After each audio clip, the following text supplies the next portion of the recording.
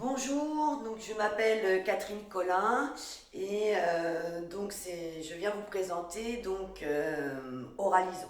Donc Oralison, c'est une auto-entreprise qui propose donc des ateliers axés sur l'oralité, la prise de parole en public et le théâtre.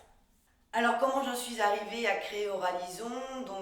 C'est un parcours assez long, c'est le parcours de toute une vie, de tout un tas d'expériences, qu'elles soient professionnelles ou personnelles. Donc j'ai commencé ma carrière dans l'industrie, donc où j'ai occupé un poste en recherche et développement, où ensuite j'ai eu l'occasion de faire du management donc en tant que coordinatrice qualité sur une ligne de fabrication, et enfin responsable QSE, donc qualité, sécurité, environnement, donc sur un site entier. Donc les expériences en industrie, les expériences de terrain sont très enrichissantes, d'abord parce qu'on s'aperçoit des différentes contraintes de l'entreprise, et puis en tant que manager, la nécessité justement d'être à l'écoute de ses opérateurs, d'être à l'écoute des différentes contraintes de faisabilité industrielle, d'environnement, de qualité, etc. Donc voilà, une expérience très enrichissante qui déjà commençait à me mettre la puce à l'oreille au niveau de tout ce qui était communication, franchise dans le dialogue, etc. Ensuite, j'ai fait 18 ans de formation, donc en mathématiques. Donc j'ai commencé avec des jeunes en centre de formation d'apprentis. Donc le premier CFA où j'ai travaillé était essentiellement avec des jeunes en réinsertion, donc après un démêlé avec la justice, donc réinsertion par le travail. Donc là effectivement l'empathie, l'écoute, etc. étaient plus qu'essentiels. J'ai travaillé ensuite en Greta, donc avec un public donc de jeunes adultes, voire d'adultes confirmés, donc là où j'avais une planche d'âge beaucoup plus large. Donc pareil, hein, être à l'écoute, et à la disponibilité des gens, etc.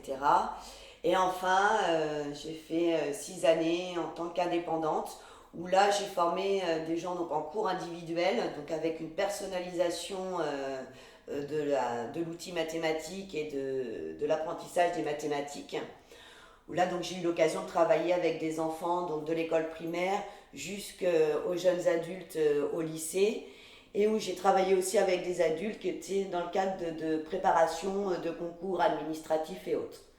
Donc là, effectivement, la pédagogie, l'adaptabilité, l'écoute aux problématiques de chacun se sont mis rapidement en place parce que essentiel pour le bon fonctionnement de l'activité, la réussite des personnes qui faisaient appel à mes services.